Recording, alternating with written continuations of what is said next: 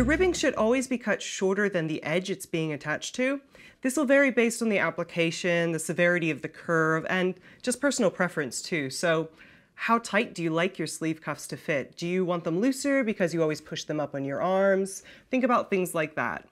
So when attaching the ribbing, you'll usually be sewing a circle of sweatshirting fabric to a much smaller circle of ribbing.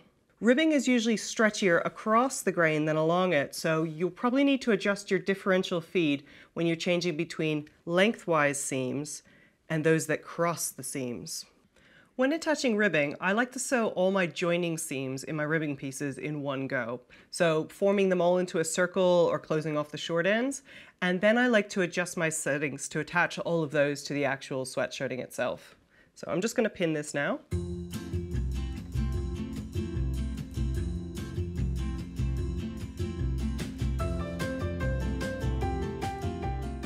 I'm just going to do the second cuff now.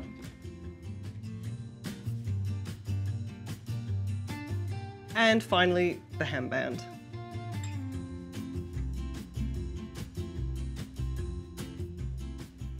And now I can free these two.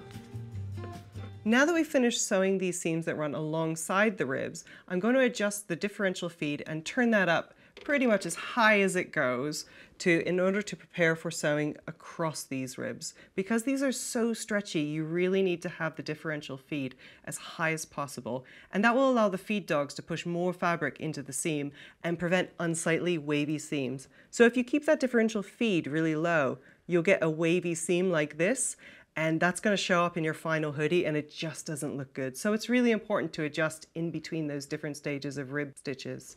It's really also important to stretch your ribbing evenly in order to avoid portions that kind of poof out or are tucked. So make sure when you're folding and quartering your ribbing, you quarter that fabric as well as the ribbing and then match up the pins so that that ribbing is evenly distributed throughout. So I'm going to mark at the seam and mark again opposite.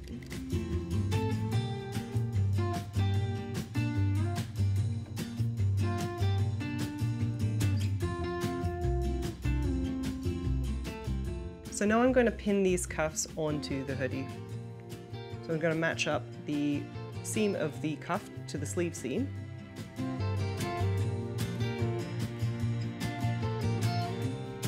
So I've attached the sleeve cuffs to both of the sleeves of my hoodie. The natural inclination when you're going to serge would be to keep the sleeve right side out with the cuff around the outside edge, and also to start serging with the top there.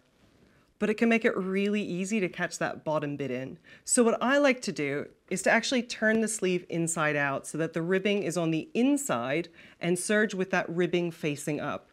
This makes it so much easier to avoid catching the other side of the sleeve in that stitching accidentally. So I'm just going to serge that for you now.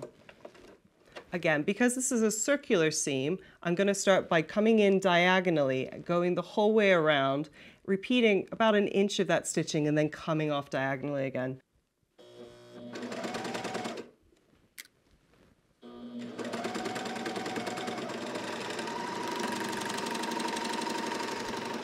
We've got this little thread tail here, so you can just, again, put this through a yarn needle and just thread it back underneath the stitching. So let's just turn this right side out so you can see the finished sleeve cuff.